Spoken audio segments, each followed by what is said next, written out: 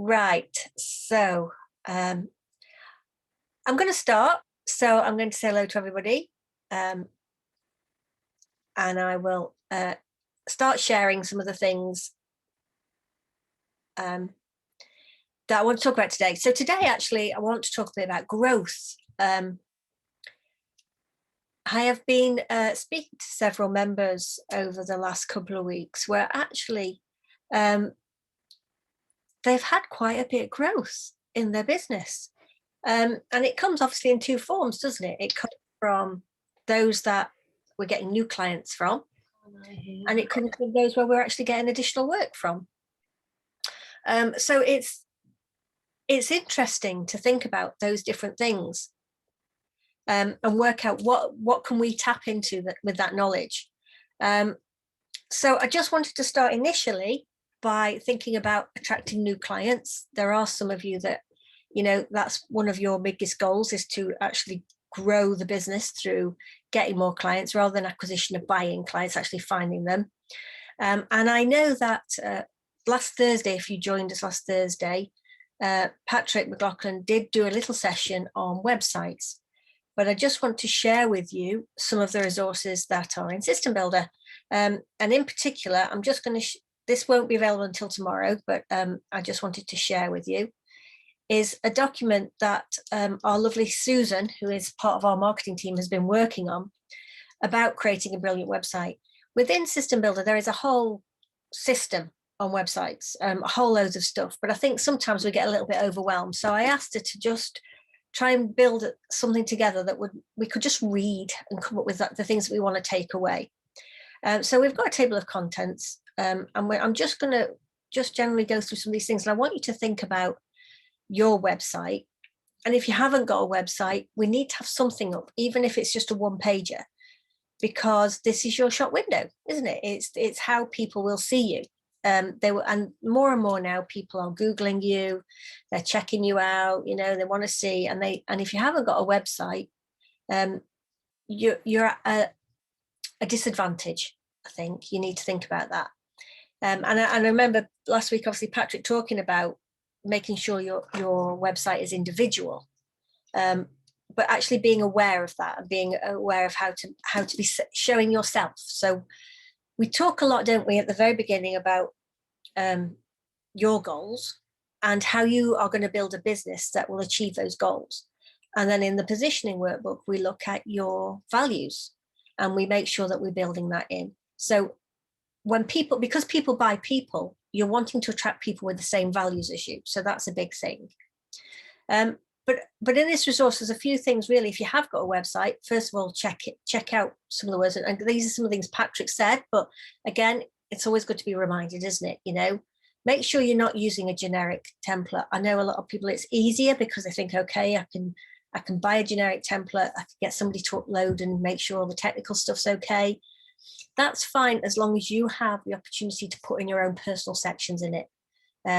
I can't tell you how many times I come across people who have a website, but it's almost under the control of the person who wrote it, whether that's from a template from a group or whether it's they've paid for somebody to write the website, but there is no way of them themselves going in and changing anything. Constantly you have to go back to the programmer and say, can you do this, can you do that? And you're held at their mercy.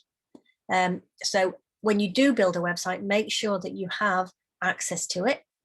Doesn't mean you need to know everything about it, but if nothing else, if you have got access to be able to put blogs on, that's the key thing, okay? Being able to put in your live up-to-date data is really critical.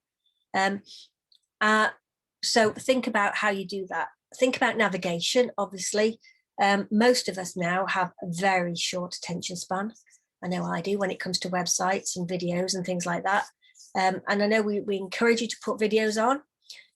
Again, short and sweet, okay? If I want to find out more, if I like that first 2 minutes, then I will go and watch another one on that website.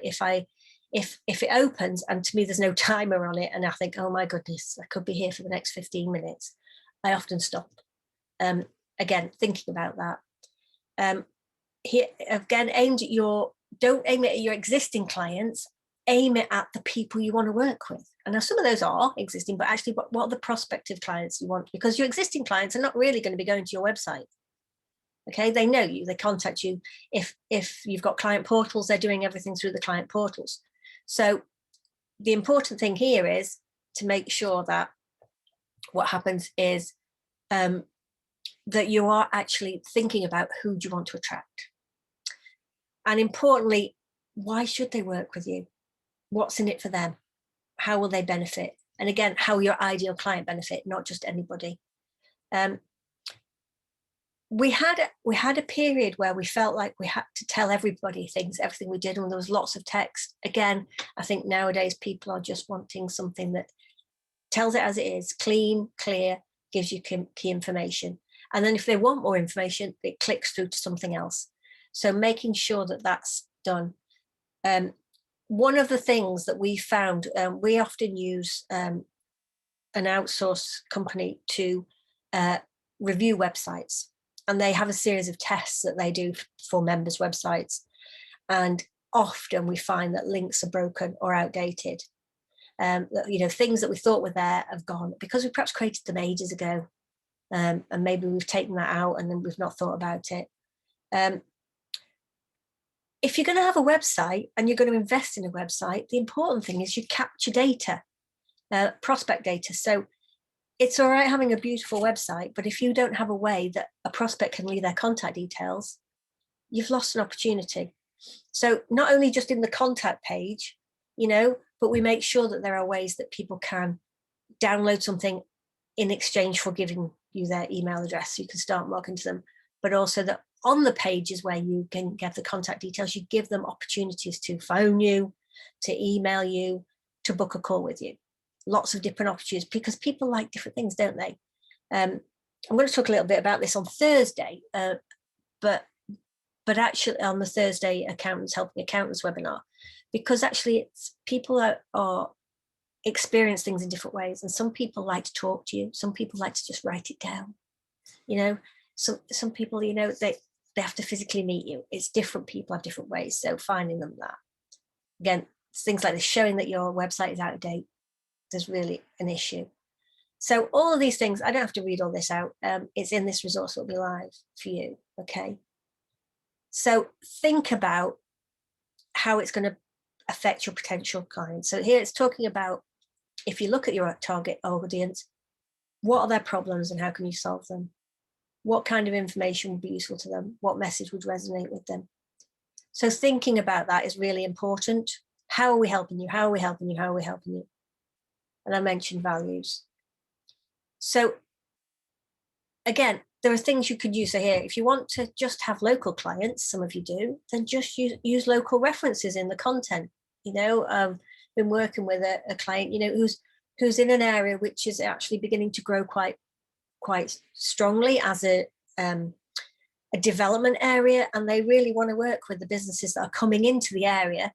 And so they have built all their marketing around some of the key places, in a way, in that area. So the local landmarks, the local stories, whatever, so that it resonates with the people who are here and want to work with them.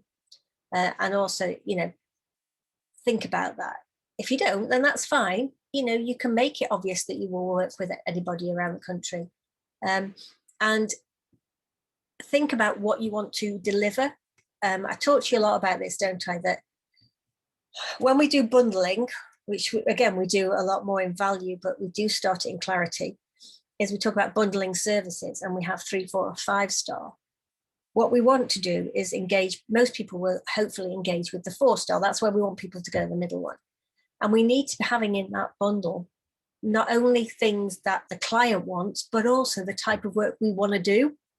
If you're not interested in something, then please don't bundle it in. Don't put that in. And therefore, when you're promoting yourself on your website, mention the things you want to deliver, not just the things that you think should be there. Because sometimes people are looking for a little bit different. And that's the way that you differentiate yourself, is that you're pushing that actually you deliver something that's different. Okay. I thought this was interesting that Susan had put in here that, what do you want them to do when they come to your website? Okay. Everything we talk about when you talk to a client is, what is the next action? What are we trying to encourage them to do next? If that's going to speak to you, contact you, ask you for a service or whatever. How are we going to do that? So again, all through your website, it needs to be easy and obvious how they can contact you, because that's the whole point, isn't it? Like she's put either a contact form, newsletter, give you a telephone call, download a free report, whatever it is, make sure that it's obvious. It's not hidden away in a little wording, with a funny little link that actually it's a big button or it's something information. The other thing is actually to look at websites that you like. Okay, again, thinking about it, we want to attract people who have the same values as us, not necessarily like everything that we like, but have the same values. And you get that sort of feel off websites as well. So, what are your favorite websites? Why do you like them? Why do you go there? Are they easy to navigate? You find things straight away? And ask your team to do it as well. What are the sort of websites they're doing? Because obviously your team are often of the age of your clients coming into you moving forward, the clients that are going to grow with you over the next 10, 20 years. So think about that, because we're not looking just for people like ourselves. We're looking for the future client base as well, aren't we? And then again, and also, what do you like? It's I say to people, don't I say to you, when I ask people what their ideal client looks like, they don't know. But if I ask them the clients they hate, they know straight away. And it's the same with websites, okay? What is it you don't like? See, again, flashy intro pages, slow speeds, flashing up words, pop-up boxes. I have a particular issue. I know Shane and Patrick are going to hate me with this, but with those little pop-up boxes, can I help you? It's not that they come up, that's not the problem. It's how soon they come up. Because sometimes you go on a website and you've not been on there 10 seconds before the huge box pops up in front of me. How can I help you? And I was like, I'm just trying to read your website. Go away. So again, think about that.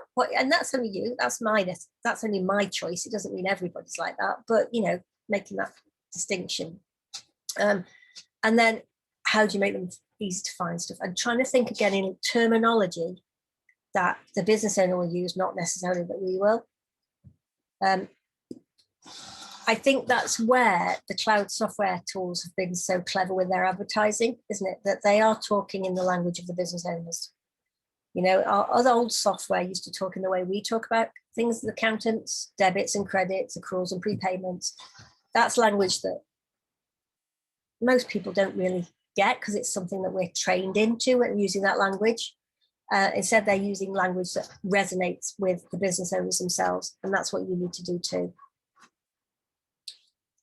Look at competitors. There are some amazing AVN member websites, but also look at the ones that are in your area, okay? Because you want to find out and not to copy them, definitely not to copy them. You want to be yourself. But just have a look, give you a feel, okay? And do that Google search.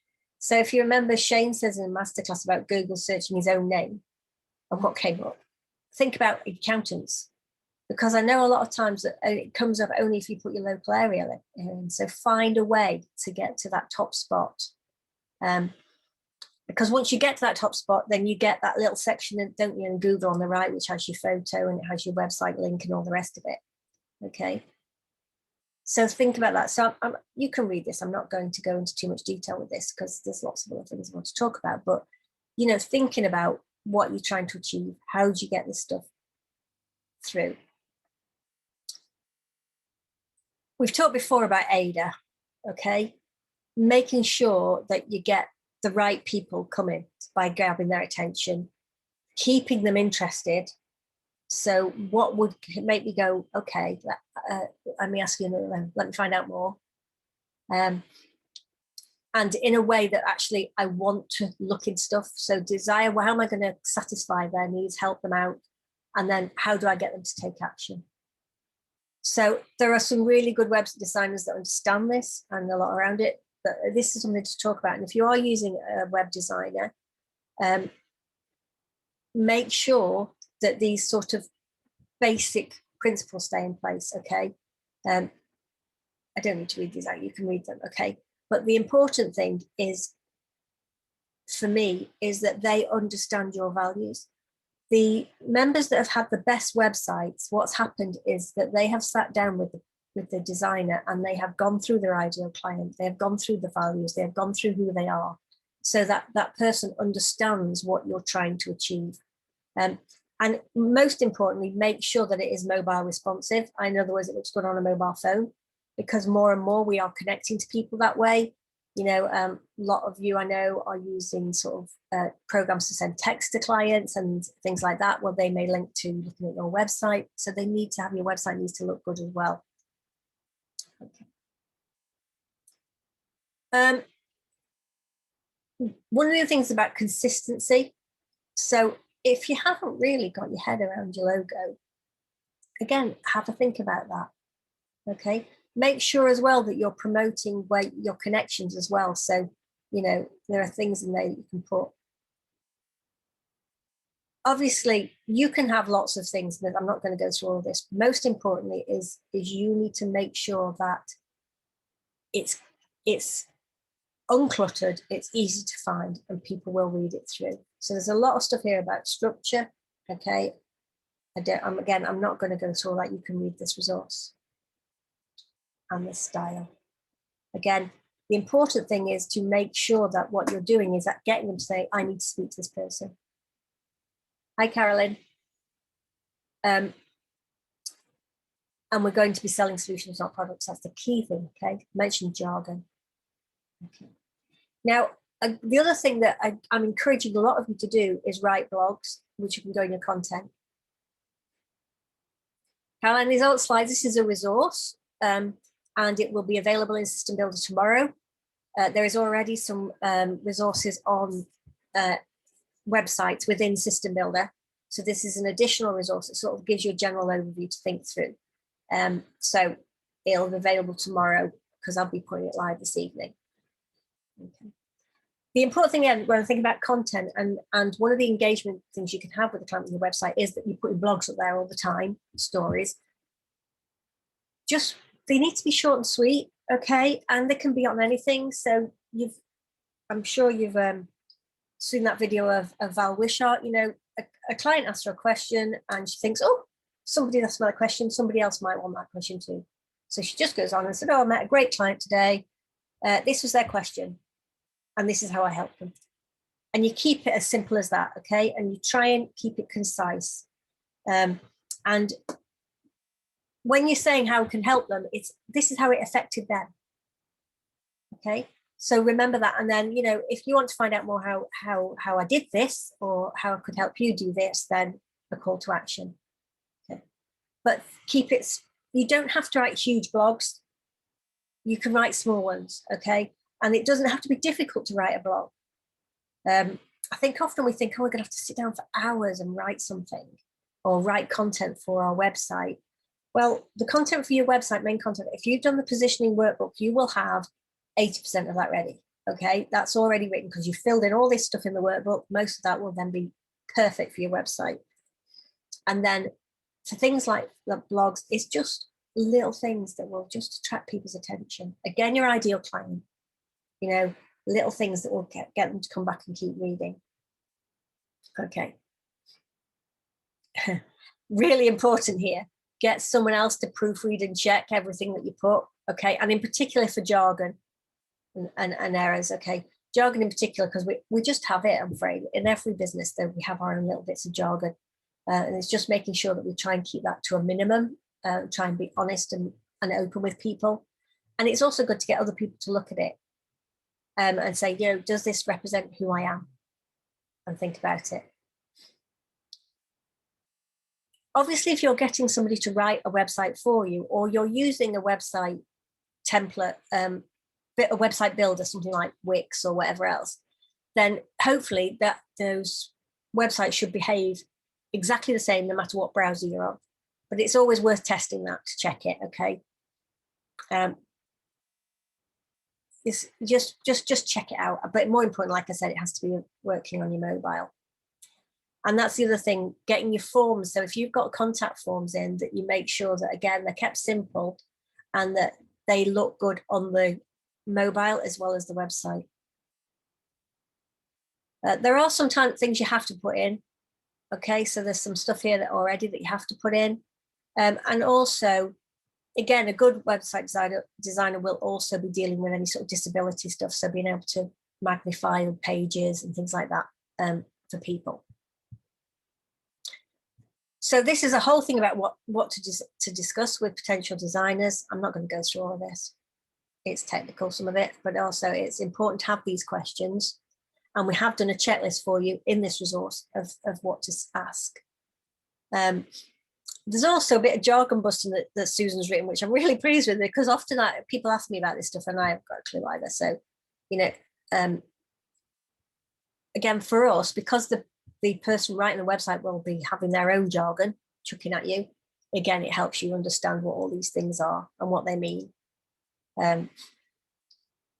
See, I didn't know that was called meta tags, but there you go. See, I'm learning something every time.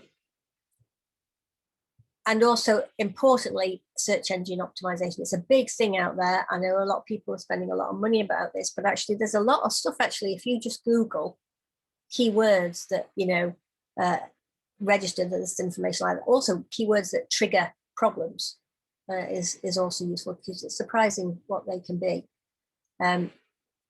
Again, thinking about getting people to check this out for you. Okay.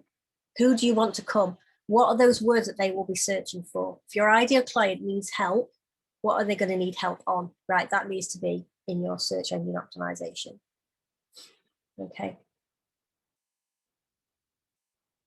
So it's interesting, isn't it, that I hadn't realized this as well. Okay. That Google wants to provide the best answer to a search query. So it places a high value on long form content, which is unusual, isn't it? So if a page has fewer than around 300 words, it's less likely to contain all the information the user wants to know. But what we're saying is, please don't get it too big, okay? There are some pages that you obviously don't want a lot of detail on, but again, don't overwhelm people with too much data if you can. Okay, and again, keywords and phrases. So here are some obviously basic ones. But again, I don't know how many of these people will be looking for. Think about what else you would suggest. So think about those phrases, and some of them could be your values. Some of them could be what your clients are asking you to do. So, you know, if there's something specific, then there's you know, what sort of services you're offering. Okay. One of the things that does increase your SEO is actually having videos on there. Okay. There's a bit of a debate about this, and I know that I always encourage most members to do a video, and it literally does have to be a short video. To me, I don't know about you, perhaps just it's me, that I like to meet people. I like to see who they are. I like to hear the tone of their voice. And that helps me make, I guess, my initial decision about whether I like to work with somebody like that. And so even if you literally just have a 2-minute video where you just say, hi, this is who I am. This is what I'm passionate about. I'd love you to read my website and perhaps, you know, ring and have a chat with me. That, in a way, that's enough initially, rather than going on with all these phrases.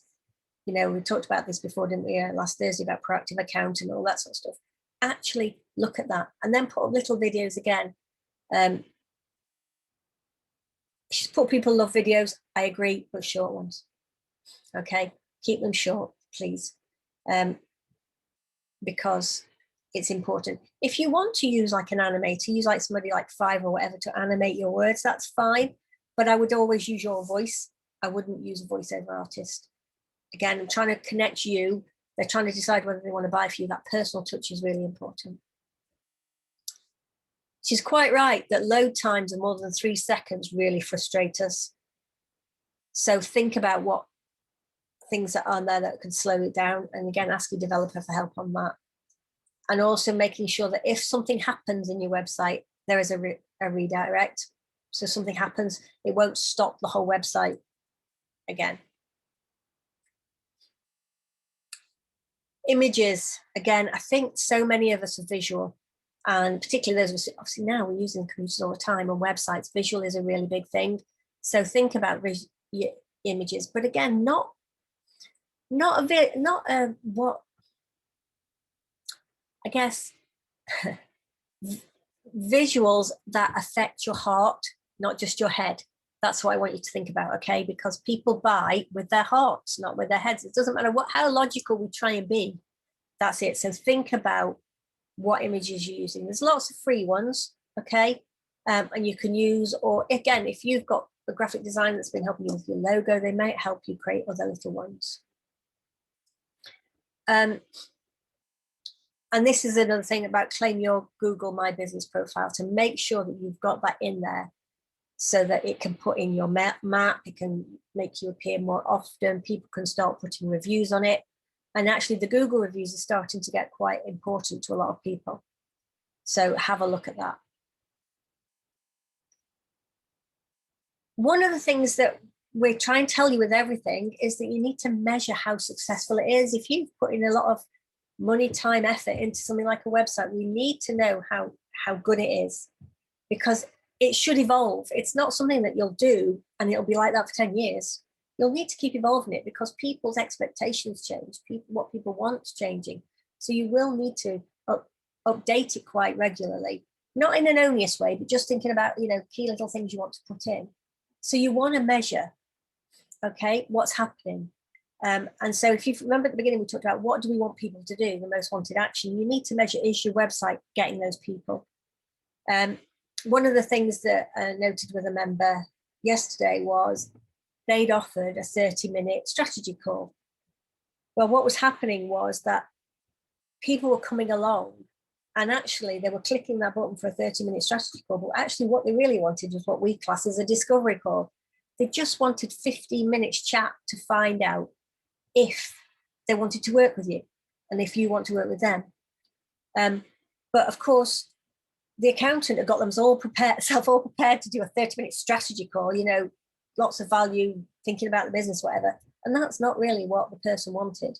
So now we've built in a second step, which is actually they can pick the strategy call if that's what they want. But if they just want a discovery, 15-minute chat to find out if we want to work together, they can book that too.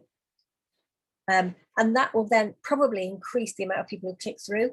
But it also means that you can then, in that 15 minutes, make a decision whether this prospect is right for you or not very quickly, rather than wasting, an hour because you've got prepared for that call, you've done the strategy call, and maybe afterwards you've gone, oh, maybe that wasn't worth it. Okay, and you get frustrated with yourself that you've wasted that time. So planning that. Using Google Analytics is really important, okay? There is a whole way of setting up yourself, okay? It's not difficult, and you can track then some key things in there. But actually understanding how many new people come to your website. So when you go out in there and do some marketing, you go and put a post on LinkedIn, and it tells them to go and look at your website to download a resource. How many people are coming new from that? How the average pages per visit. So how many people actually click through and look at the pages? How long they spend on the site? So are people coming, looking and going, oh, no, that's not for me, and straight off? Or actually, they're watching that video. Are they staying a little bit longer? Because that's really helpful. Again, if you're finding that people are not staying on, what is it that's not encouraging them to stay? And sometimes it can be simple things like a color, or something like that. Then we can track that. Where do people come from? So are they coming from a direct link? Are they doing a search engine? Are they coming from a link from LinkedIn or somewhere else? Analyzing that is really useful again, because when you're spending money on marketing, you need to find out, is it driving people to what you want? Because most marketing will drive people to look at your website and then contact you, okay? What were the bounce rates, so where people left your site and look at that. And then I like this with the keywords. So what did people type in to find you? Because again, you can track, are they bringing you your ideal client? And if they are, come on, then the wording that we need to really push is that wording, because that's connecting to our ideal client. And then how many people downloaded a report? How many people actually did something that you wanted? Really useful to have a look at these numbers, even if it's just once a month, to go, okay, right, knowing that, what action are we going to take? So just like the one-page plan that we work on, where the point is, let's measure some numbers. What action is this going to take? That's exactly what you're going to do here. Set yourself a little mini one-page plan on your website and your marketing. Okay. Really important to do this, not just create a website and leave it, because you need to go back and keep building on it. Okay. And this is interesting as well, you know, sharing that with your team. It's asking your team how they can help engage this. Might not actually ask them, okay, you know, how can you get people to come and look at our website? How can you encourage people to look at stuff? Not friends and family, I'm not saying like that, but, you know, where else could you be encouraging that?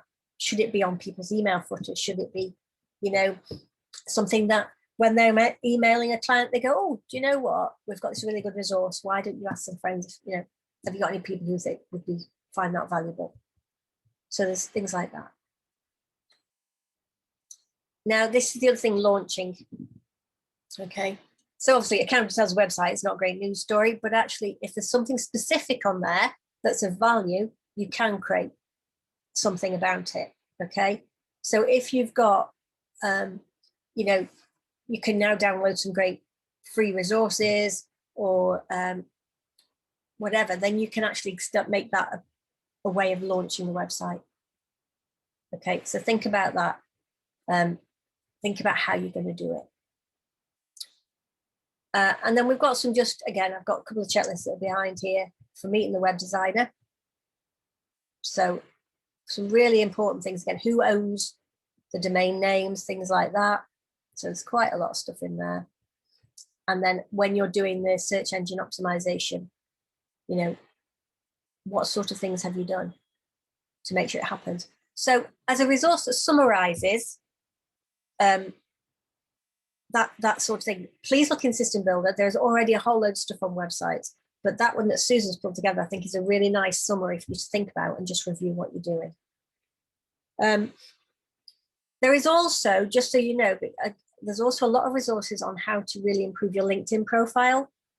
So have a look at that too, because obviously if you're trying to get people to your website using something like LinkedIn, Facebook, or the other things, you need to have a high profile in there to encourage people then to come to your website.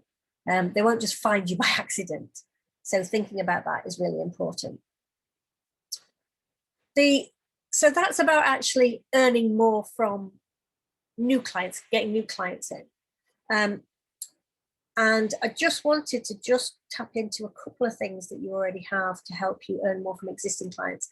And the reason that's come up in my mind is because I was going to talk about it anyway, but then I've just come off a call this morning with Val Wishart. And she was telling me that her business has never been so profitable. The team are really engaged, and what's making it profitable is the extra money they're earning from existing clients. She has cooled off her marketing massively, and her team are doing the opportunity spotting and are looking for things. But not only that, because she sat and created a windows of opportunity chart, which again, we'll come back to in a minute, but was in System Builder. Because they actually sat down as a team and went through that and explained every single bit, they are finding that by just having conversations, review conversations with their clients, and saying, okay, this is what we're doing for you now. This is what we'd like to help you with in the future. Or if you need any of these other things, then you know where we are. They're actually improving that. And one of the things that she's also built into that is that when they do the review meeting, particularly the accounts review meeting, not only are they showing the P&L and balance sheet, but they are doing quite a variety of KPIs, key performance indicators. Now, we always look at gross profit percentage, we look at debtor days, stuff like that, normal stuff.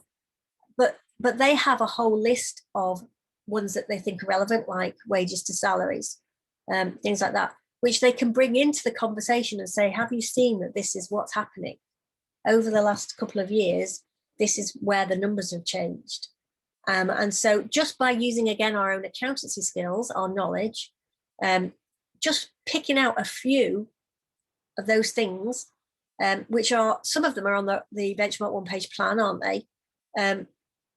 But it's actually useful to just perhaps pick out a couple to bring there, because having talked about that is leading to extra work. Not only that, but with the windows of opportunity, what's happened with her team is that because they have helped to develop the windows of opportunity checklist, the spreadsheet of things, they are now looking for their own. So she was on holiday for 2 weeks recently. A client came in and said they needed a letter. I can't remember exactly the details, but it was something for insurance purposes. They needed some key figures from the accounts. The team got together, they worked out what they needed to create, and they came up with the price. Can you believe that? A very profitable price. And they explained all that service to the client, and the client paid without her being involved at all, because they were very happy about thinking about things that were outside the norm. And that's really the important thing, isn't it? It's what is outside the norm. So if I just, again, share my screen. And I'm just going to bring in System Builder. Okay. There are lots of things about earning more. And this Thursday in the Accountants Helping Accountants webinar, I'll be doing a training session on actually how to connect better with clients and how to earn more, connect, engage, and earn. So we can find a way of making sure that we do tap into this this amount of help we can give clients and earn from. So it's really important to think about that. So obviously in the windows of opportunity chart, we'll just pull up the Excel version just for now. Okay. Should really download it onto a full Excel spreadsheet, but I'll just scroll down because I just want to look at a particular price. Okay. These are basic compliance stuff in here. Okay, mainly, and a little bit of the advisory tools. We've got some advisory tools in there as well. But there are so many other things that probably you could be thinking about how you could help your clients. And another interesting thing that when I was speaking to Val this morning was that they are actually, I'm hearing actually this a lot, people are handing over their bookkeeping a lot more now. So those businesses that want to grow and develop over the next 12 months, 18 months, whatever, they have already realized that they as business owners need to be focusing actually on what they do best, which is marketing and selling and systemizing the product delivery. What they want to do then is hand over all the stuff they don't enjoy, the admin, finance stuff, to somebody else. And it's worth paying for that because it frees up their time to then grow the business, because they are focusing on the marketing, they are focusing on the customer service, they are focusing on the product delivery. So this is a really good way of encouraging people to, to take on board the bookkeeping. But then when we're doing the bookkeeping, we are then spotting opportunities to help them with lots of other things.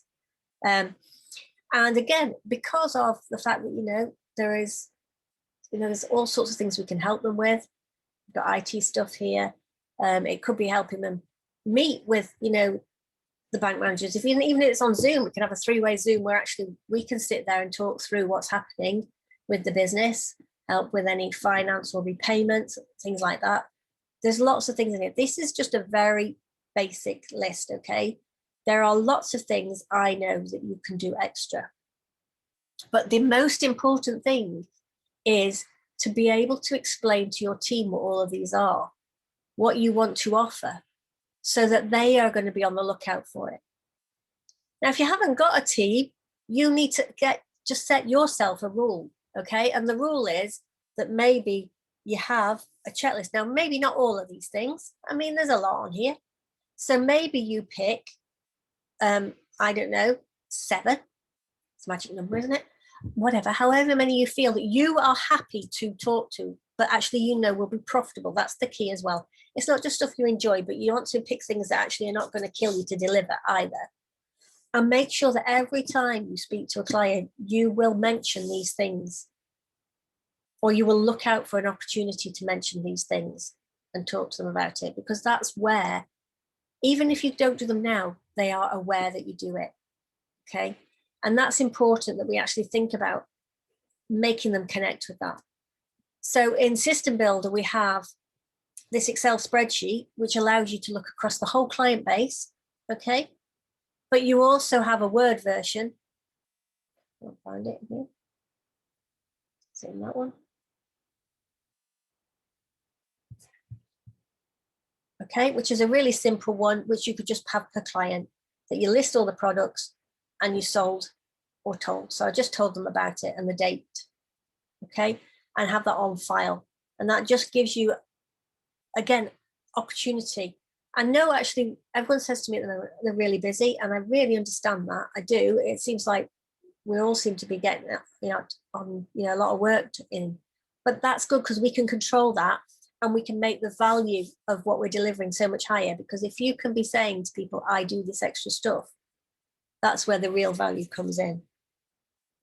And like Val said, she literally yesterday, one of her team spoke to somebody and changed the fee from £300 a month to £1,200 a month, just by spotting little bits that they could help them with. So they said, you know what, why don't we take on the bookkeeping? We'll give you some management accounts. We'll do a monthly review with you where we tell you, what's happening with some of your key numbers. So, somebody else she had a meeting with, and she looked at some of the key numbers and she said, look, I need you to look at the wages to salaries. So, wages to sales. And the guy says, oh, we never measured that. It's not important. But by the end of the session, he realized actually it was a key number and he was looking at it. Sometimes it's just us being obvious with things, isn't it? So again, I thought this was a beautiful example. One of her clients is in the trade, he does all this costing for all these jobs and he knows what profit percentage he wants to make on top of his costings. But actually, she said to him, well, do you go back and check that you are making that profit percentage on your costing? And he said, why would I do that? And I have to admit, I was like, what? Because actually, you can't prove that your process is working unless you go back and check that that's what's happening.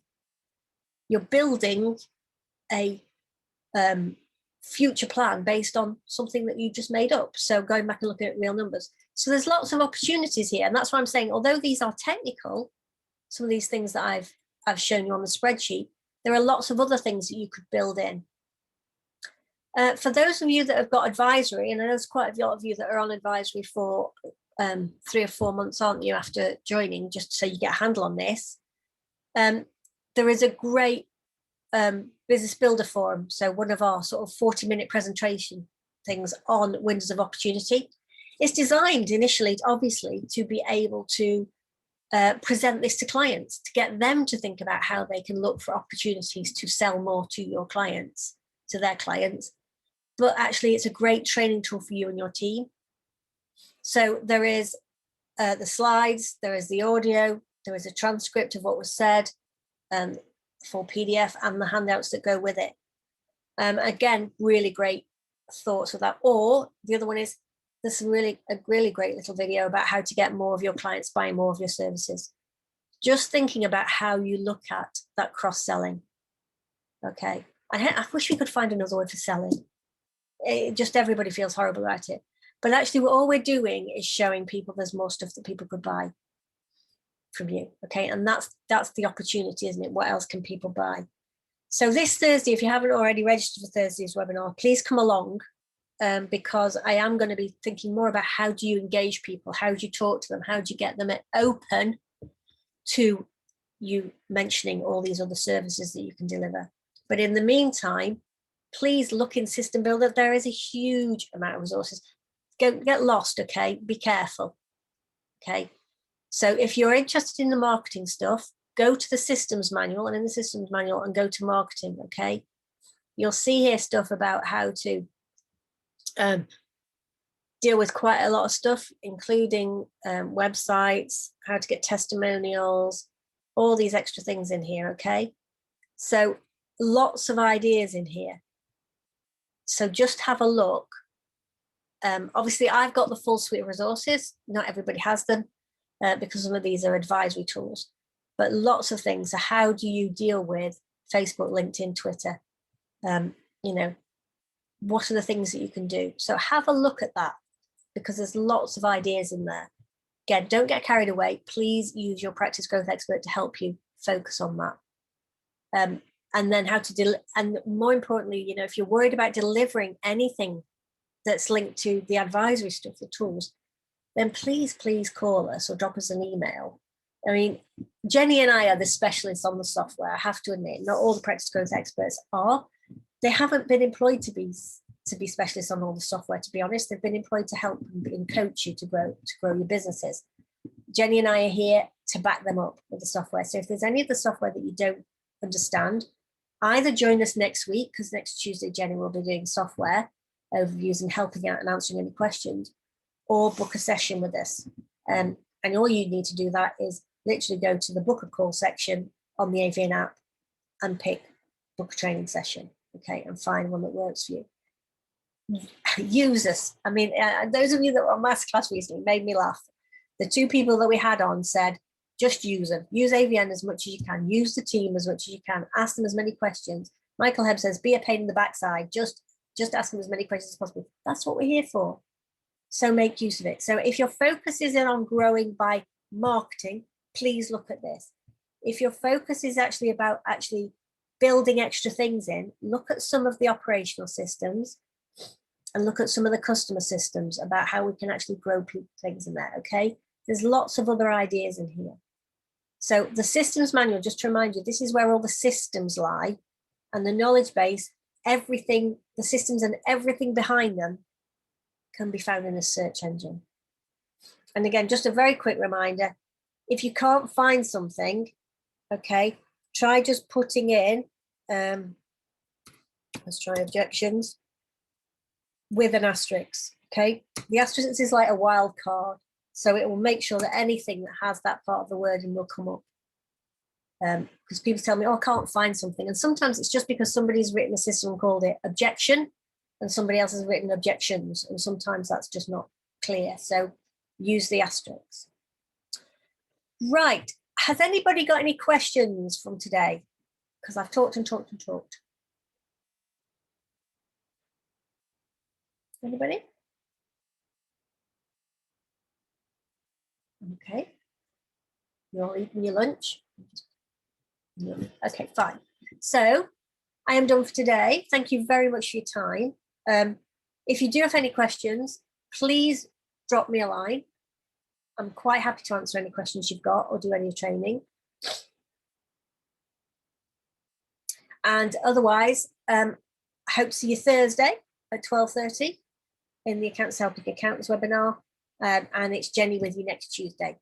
Carolyn, I am going to come back to you personally, if that's okay, and we'll have a chat. Lovely. Thanks, everybody, for your time today. Take care. Bye. The website document, everybody, will be live tomorrow. Brilliant. Thanks a lot. Bye.